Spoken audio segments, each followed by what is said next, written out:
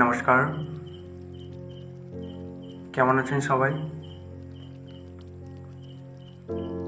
আজকের বিষয় কিভাবে ক্রিয়াযোগ শুরু করব। তো এই ক্রিয়াযোগ অভ্যাস করতে গেলে আমাদের প্রথমে প্রাণায়ামের যে 3টি ভাগ রয়েছে সেটা পালন করতে হবে। প্রথম ধাপ হচ্ছে যম।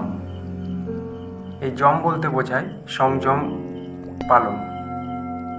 তো এই যমে কি আছে না, অহিংসা।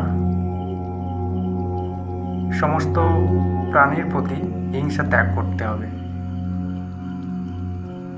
তারপর হচ্ছে অস্তেয়। সমস্ত প্রকার চুরি ত্যাগ করতে হবে।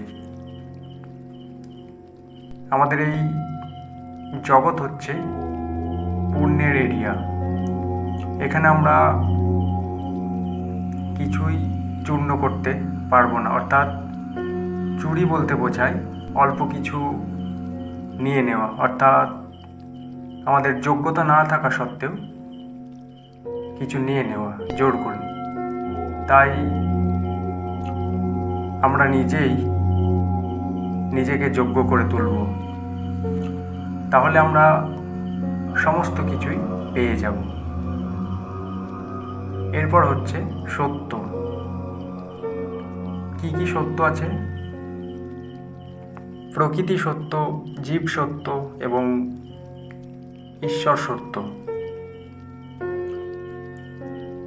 তো এইগুলো আমাদেরকে পালন করতে হবে। এরপর হচ্ছে ব্রহ্মচর্য। ব্রহ্মচর্য পালন করতে হবে। ব্রহ্মচর্য মানে কি না, সংযত আচরণ করা, নিয়ন্ত্রিত আচরণ করাটাই হচ্ছে ব্রহ্মচর্য।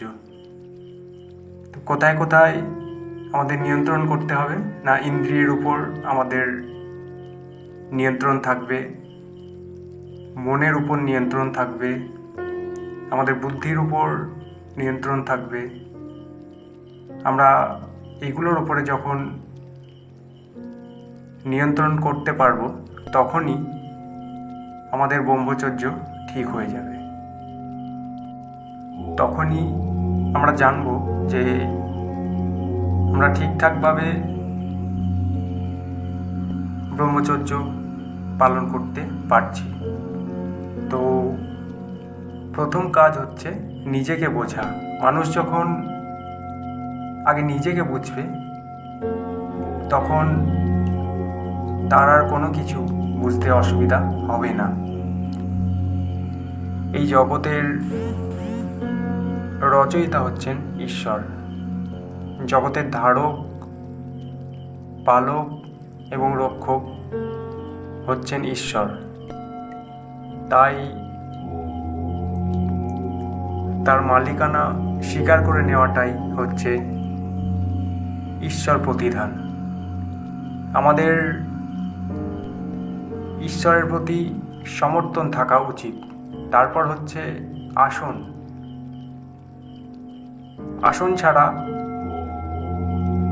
সে যদি ভালোভাবে বসতে না পারে তাহলে তার মন, বুদ্ধি, চিত্ত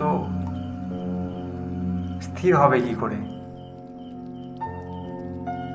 তো এটা খেয়াল রাখতে হবে আমাদের যে আসনেই আমরা বসি, বসাটা যেন ঠিক হয়। প্রথমে ক্রিয়াযোগ অভ্যাস করতে গেলে আমাদের 20 থেকে 25 মিনিট